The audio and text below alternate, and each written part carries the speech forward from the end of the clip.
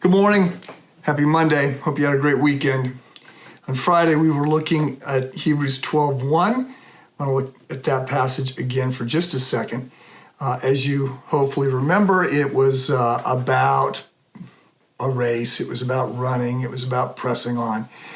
And it carried a bit of a punch about the work that we need to be doing. Let me read it. Hebrews chapter 12, verse 1. Therefore, since we also have such a large cloud of witnesses surrounding us, let us lay aside every hindrance and the sin that so easily ensnares us. Let us run with endurance the race that lies before us, keeping our eyes on Jesus, the source and perfecter of our faith. For the joy that lay before him, he endured the cross, despising the shame, and sat down at the right hand of the throne of God.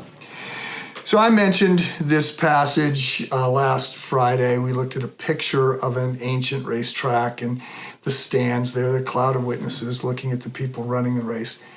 And I have made a lot about analogies between running and the Christian life, in part because I have been a runner for 40 years, although my boys tell me to not use that term because I'm way too slow anymore to call myself a runner. Supposedly you got to be 7 minutes a mile is what I used to say. If you were slower than 7 minutes a mile, you were just jogging. Well, I could only dream of running a 7-minute mile anymore, but I digress. So I have run for 40 years or jogged, whatever. And there's lots of time to think and to process and to pray and to reflect and all of that. And there's a lot of passages about running in the Bible. So 1 Corinthians 9:26. Do you not know that all the runners run, but only one receives a prize? Run in such a way that you will win. Or this Hebrews 12 passage, or the Philippians 3:13 passage. Forgetting what lies behind, straining forward to what lies ahead, I press on towards the goal for the prize of the higher calling of God in Christ Jesus. And then in 2 Timothy, Paul talks about, I have fought the good fight, I've finished the race. So lots of examples of this. And so in light of that, I want to say three things today by way of challenge. First of all, I want to encourage you to think about memorizing one of these passages. The 1 Corinthians 9:26, Hebrews 12:1, Philippians 3:13. Now, I very much want you to be grounded in grace.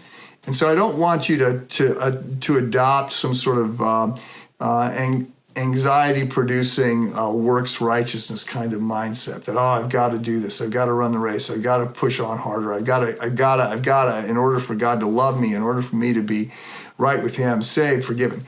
That's not the Christian life, right? I want you to rest secure in the love of God and the grace that comes through the finished work of Christ. But the other side of the coin, and that's the challenge of communicating the gospel, the other side of the coin is that if we are saved, then we ought to be changing. And it does look sometimes like work, like running, like putting one foot ahead of the other, like continuing to exert ourselves. And we get that in these passages. The second thing is I want to encourage you to consider reading biographies of great women and men of faith, or just great biographies of great people who have accomplished a lot, because it reminds us of what is doable. And we can get a lot out of that kind of reading, as opposed to another hour of TV. Finally, I just want to say, I want you to reflect on what is perhaps slowing you down. That's the idea here. What, he wants us to consider what is encumbering us. So that could be sin, but that's not the word that he uses. So the suggestion is that we might be held back by other things as well.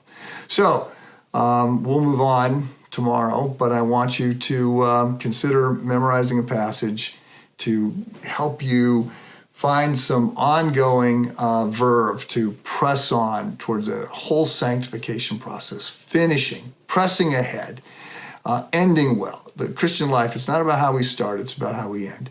So remember, you are in a race. Have a good day.